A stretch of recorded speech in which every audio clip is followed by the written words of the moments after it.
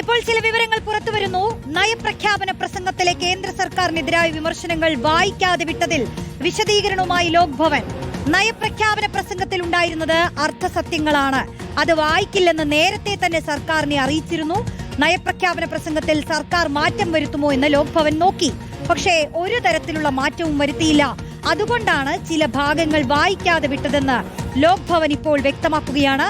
റഹീസ് റഷീദ് ചേരുന്നു വിശദാംശങ്ങളുമായി. റഹീസ്, ഒന്ന്, കേന്ദ്രം കേരളത്തെ സഹായിക്കുന്നില്ല എന്ന ഭാഗമാണ് ഗവർണർ വായിക്കാതെ വിട്ടത്.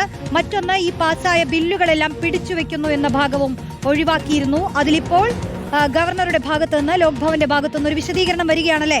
മാറ്റം വരുത്താൻ നേരത്തെ തന്നെ പറഞ്ഞിരുന്നു, പക്ഷേ ഒന്നും മാറ്റം വരുത്തിയില്ല. അതാണോ കാരണം? റോഷ്നി, കേന്ദ്രത്തിനെതിരായ ജനുവിനായ ചില വിമർശനങ്ങൾ നയപ്രഖ്യാപന പ്രസംഗത്തിൽ ഉണ്ടായിരുന്നു. അത് കൃത്യമായി ലോക് ഭവനിൽ നിന്ന് വന്ന ഗവർണർ രാജേന്ദ്ര വിശ്വനാഥ് ആർലേക്കർ വായിക്കുകയും ചെയ്തു. പക്ഷേ അർദ്ധസത്യങ്ങളായ ചില കാര്യങ്ങൾ കൂടി നയപ്രഖ്യാപന പ്രസംഗത്തിൽ ഉണ്ടായിരുന്നു എന്നാണ് ലോക് ഭവൻ പറയുന്നത്. ആ അർദ്ധസത്യങ്ങളായ കാര്യങ്ങൾ വായിക്കേണ്ട കടമ ഗവർണർക്ക് ഇല്ല. അതിൽ ചില പ്രശ്നങ്ങൾ ഉണ്ട് എന്ന കാര്യം നേരത്തെ തന്നെ സംസ്ഥാന സർക്കാരിനെ അറിയിക്കുകയും ചെയ്തതാണ്. അത്തരം ഭാഗങ്ങൾ വായിക്കില്ല എന്ന നിലപാട് നേരത്തെ തന്നെ സർക്കാരിനെ അറിയിച്ചതാണ്. അങ്ങനെ അറിയിച്ചപ്പോൾ സർക്കാർ അതിൽ മാറ്റം വരുത്തും എന്നാണ് ലോക് ഭവൻ കരുതിയത്. പക്ഷേ ഒരു തരത്തിലുള്ള മാറ്റം വരുത്താൻ സംസ്ഥാന സർക്കാർ തയ്യാറായില്ല.